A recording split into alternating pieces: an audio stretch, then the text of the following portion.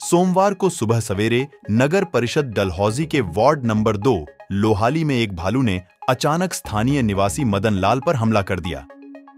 जानकारी के अनुसार मदन शिव मंदिर की ओर जा रहे थे, तभी भालू ने उन पर हमला कर दिया, जिससे उनकी बाजू और पीठ पर गंभीर चोटें आईं।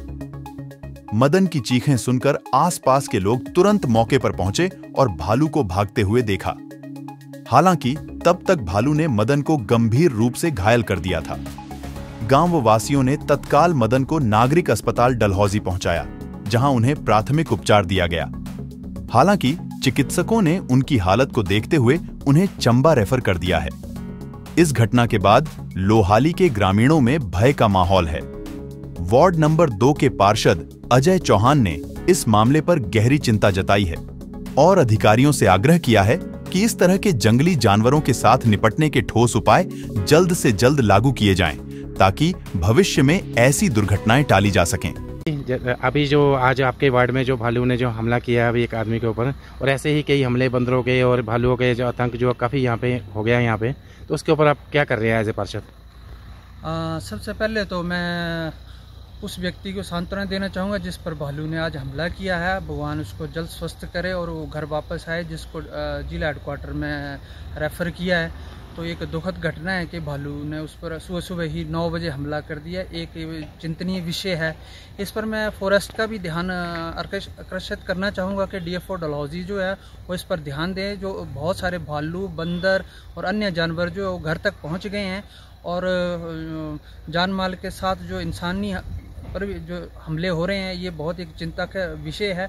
और साथ में लगते स्कूल हैं, सुबह सुबह स्कूल के बच्चे आते हैं। अब जो अभिभावक जो अपने बच्चों को निश्चिंत होकर स्कूल भेजते थे, अब वो चिंता भी बच्चों के प्रति उनकी बनी रहेगी। तो मैं जल्द से जल्द ये चाहूँगा कि फॉरेस्ट विभाग और अन्य नगर परिषद जो जहाँ पे भालू का हमला हुआ है, वहाँ बहुत सारा गार्बेज जो है वो बिखरा पड़ा था और भालू वहाँ पे गार्बेज जो वो खाने के लिए आते हैं। क्यों गार्बेज वहाँ पड़ा रहता है? नगर परिषद का पार्षद होने के नाते मैं खुद भी जिम्मेवारी लेता हूँ कि आने वाले समय में इस पर स्ट्रिक्ट जो है वो कार्रवाई की जाएगी। गार्बेज क्यों प्रॉपर नहीं उठता है, और गार्बेज अगर उठता भी है तो वहाँ क्यों फेंका जाता है और किन लोगों के द्वारा फेंका जाता है, और नगर परिषद इस जो अधिकारी हैं उस पर क्या कर रहे हैं, उसका भी मैं अभी एक आध दिन में उस विषय पर मैं नगर परिषद ऑफिस में जाके बात करूंगा।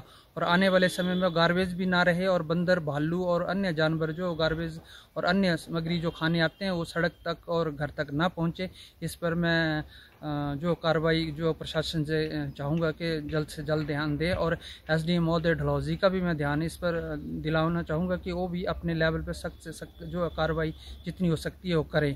और जो भालू और अन्य जानवर हमले कर रहे हैं तो सरकार भी इस पर जो गंभीरता से ध्यान दे। और क्या हो सकता है, जैसे कि पिछले समय में हमें जो क्रॉप की जो गन्ने दी जाती थी वो किस मकसद से दी जाती है और क्रॉप के लाइसेंस क्यों रिन्यू होते हैं, इस पर भी जो सरकार को चिंतन करना चाहिए। जैसे जयराम ठाकुर सरकार में बंदरों पर जो है वो मारने का जो एक निर्णय लिया गया था वो सराहनीय निर्णय था। और आगे आने वाले समय में भी जो फॉरेस्ट और फॉरेस्ट डिपार्टमेंट और सरकार जो इन जो आतंकी जो जितने भी जानवर हैं इन पर निर्णय कुछ लेने के लिए प्रेरित हो। हाँ जी मदन जी। मेरा नाम मदन लाल है जी। मैं मंदिर गया था, अचानक वहाँ से भालू आ गए। भालू ने अटैक कर दिया। तो इसके बाद सोते गांव के लोग वहाँ पहुँच गए, लोग मुझे छुड़ाया।